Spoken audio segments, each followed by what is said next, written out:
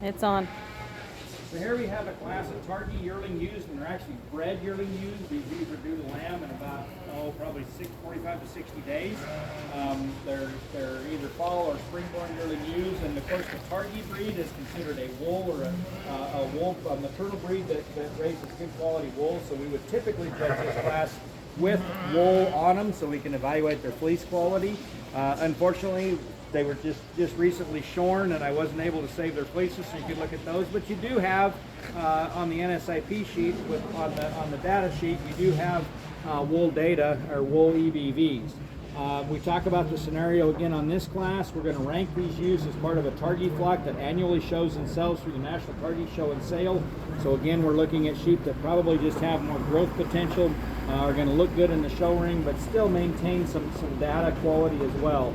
The need to improve wool production and quality is important, so we want to maintain some grease fleece weights, some fiber diameter, and if we were looking at them live, we'd probably want to look at some uniformity of fiber diameter as well. So if you run across the data sheet on this, we've got the ID, the birth date, when they were born. We've got one born in the fall of 2022 and 3 that were born in the winter of 23, so we've got some age variation there. Got a born type, rear type.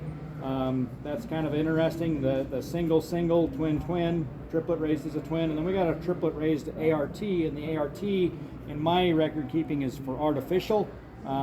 Basically that means that they were raised on milk replacer. They were raised on a bottle. She was a bottle baby. It went and grew out. We got a USA range index. That USA range index combines several things that are important to the Targhee breed into one index. It's kind of a selection index, and you can see there isn't a whole lot of difference in all of those, so we're probably not going to put a lot of emphasis on that piece of data. Weaning weight EBV, yearling weight EBV, those are growth traits.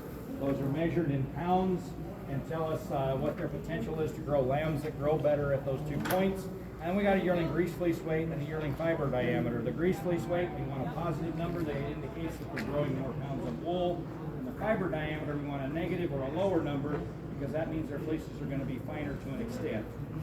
So for this scenario, there's really not a lot of difference all the way through. I mean, a couple things you want to point out is that the 2U is going to shear considerably more pounds than most of the ewes in here, or more importantly, the 1U is going to be the lightest shearing ewe in the class. And then when you look at fiber diameter, the 2U is also going to shear a fleece that should technically be finer annually than what the rest of the ewes in this class are going to do. So if we go through the questions real quick, which is the biggest framed ewe in class? That's the number 2U quite easily. She's really tall at the point of her shoulders. She's tall at the hip. She's extremely long bodied. She's just a big, stout, high-performing kind of a ewe. Which ewe should shear the most pounds of wool? Again, there's the 2U. Based on her EBV, she's got the best potential to shear pounds of wool. Again, which ewe should have the finest diameter fleece? That's again the 2U. Very good in that data aspect as well. Which ewe is the smallest framed in pounds light on the other scale? The small ewe in here is the 4U. She gives up a lot of frame size. In terms of pounds, I don't know if she's going to be that much lighter than the 1U because she's got a lot of body to her, but she is not very big. So odds are she's the pounds light ewe in class. Based on EBVs, which ewe should produce the fastest growing offspring.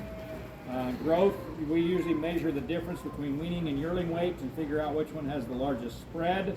In this case, the largest spread is the 2U again. She went from a 1.1 weaning weight to a 4.1 poster yearling weight. So she grew extremely fast based on her EBVs.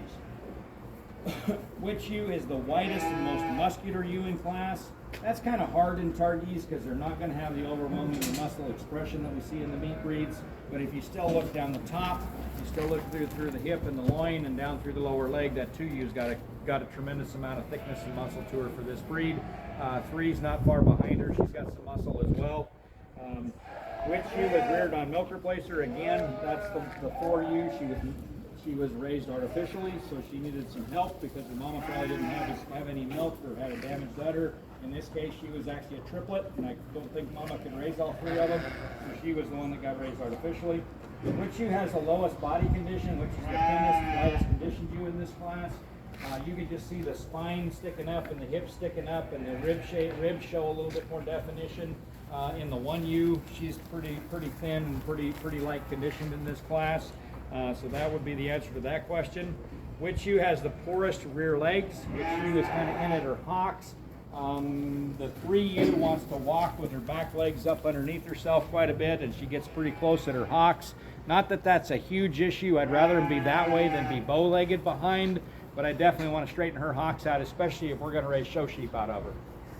And the last question is, which ewe would you estimate is the closest to lambing? So how do you look at that? Their body dimension, their size, their depth of body, and then more importantly, get around behind them and see which one of them has got any kind of udder development or udder definition. And the little 4 ewe has the most udder right now. So she would be, my estimation, the one that's closest to lambing. Now, as I said, these are all pretty close to 45 days from lambing yet, so it's kind of hard to tell, but there is some udder development on the 4 ewe, so we could estimate that she's the closest to lambing.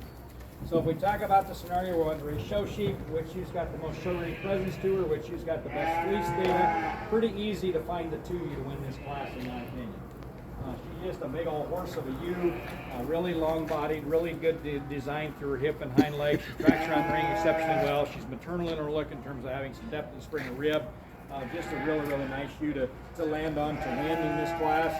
On the other side, the ewe is probably going to be the most compromised in terms of raising show sheep. It's a little quick pattern, heavy conditioned, smaller frame 4 ewe that just doesn't have enough growth and growth potential to her.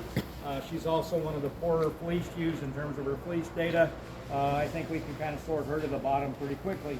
Although I do think it's close, as we've got the structural back leg issue with a 3 ewe, and we've got the thinness and harder doing of 1 ewe.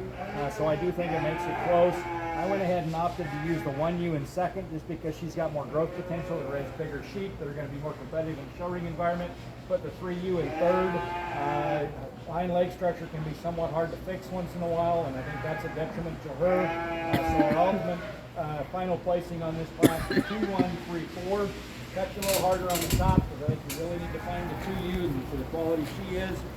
So we cut it 4 points on the top, put 1 over 3 in the middle with a 2-point cut, and 3 over 4 in the bottom with a 2-point cut. So again,